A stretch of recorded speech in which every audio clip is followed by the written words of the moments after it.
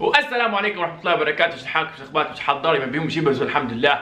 زي ما تعرفوني ديما ماشي مع الحدث، فبما ان احنا في اخر 10 ايام رمضان فهذا الوقت المناسب باش ندوى لحوايج العيد. مع العطله اللي اديتها لكم قبل شويه هذه تفكرت جماعه الجيم واللي 24 ساعه يصورونا في الجيم هم المهم اكتشفت ان هم السبب الاول انهم يمشوا للجيم ويتعبوا في روحهم ويصورونا 24 ساعه مش خاطر لياقه ورياضه وصحه ولبس وجو هو لا قعدوا يوتوا في روحهم لمعركه حوايج العيد. صدقوني معركه، لان هي معركه فعلا تبي تجهز روحك وتوتي روحك وتاخذ نفس عميق وتهدى هذيك الهده.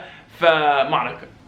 والمره هذه قلت نعطيكم شيء مختلف شويه، بنعطيكم نبذه بسيطه على التاريخ والاحداث اللي لها علاقه بحوايج العيد. 2009 صارت هدم الامن الداخلي ومن حاجه تابع الدوله على شارع الرشيد. انا صراحه ما كنتش حاضر، لكن كل اللي كانوا حاضرين قالوا ان هي كانت معيز وضان الجماعه يجروا يمين كلهم مع بعضهم، يجروا يسار كلهم مع بعضهم، ما يدروش اصلا شنو فيه، لكن كلهم قالوا كان جو مليح. في رمضان 2010 معمر القذافي خشني محل في سياحيه اسمها نكست. طبعا هو اسمه نكست لكن اللي بيني يقولوا نكست، ما فهمتش علاش. خش له واعطيه كل شيء فري للشعب، وبسم الله ما شاء الله في خلال 22 ثانيه المحل فضي. نسوين خذوه حوايج رجاله عادي، رجاله خذوه حوايج نسوين ماشي، اللي طلع بشخشير اللهم بارك، اللي طلع بكنتيرا ما زي حد.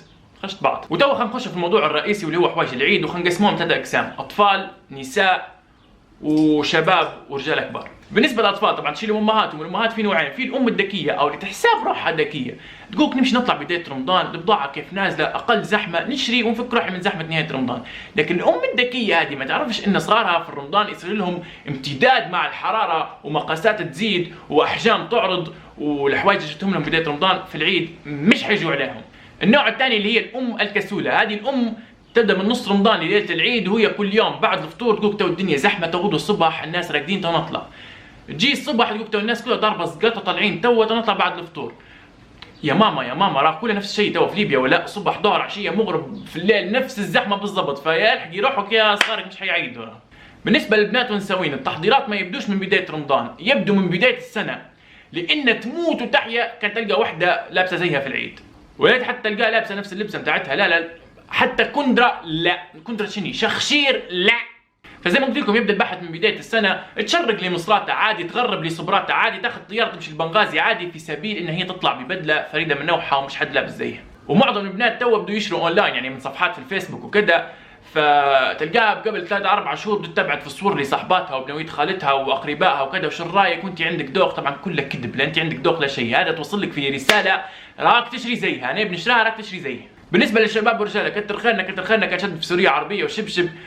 الفكره وين؟ ان كل يوم انت بتشري غدوه، يجي غدوه يلقى روحه يا معزوم يا طالع هو واصحابه يا في عكسه كارطه، المهم في النهايه امتى يشري قبل صلاه العيد ب3 ساعات، يخش المحل بالله اخونا سوريا وشبشب. طبعا هو حيبيع لك انه هو يبي يكمل بضاعته، لكن تعرف كان انا عندي هو المحل، ولو خشيت لي قبل العيد بشويه تقولي سوريا وشبشب بنشد شباشب المحل كلهم وعلى راسك. وهذا فيديو اليوم خفيف وبسيط وظريف، ابسط من هيك ما فيش. ان شاء الله شريح حوايج العيد يبيدهم بالهنا، واللي ما شراش وتي روحك وخش للمعركه ما عادش عليك وقت. وبالله تحيه كبيره من هنا لكل الناس اللي في ليبيا من جمعيات خيريه ومن اشخاص ومن افراد يخدموا ويجمعوا في حوايج العيد ويعطي الناس المحتاجه. منورين كلكم نفر ونوار. مازال فيديو اخير خاص بالرمضان حننزله قبل ما يتم رمضان ان شاء الله. طبعا انا مسافر بعد كم يوم، لكن ننزله لكم بعد ما نوصل باذن الله. اللي يبي يشوف كواليس السفره والجو المليح اللي بيصير، سناب شات طبعا 24 ساعه في 7 ايام، انستغرام هلبا لايفات وجو ما تفهموا شيء، فيسبوك ديروا لي فولو اللي بيدير فولو.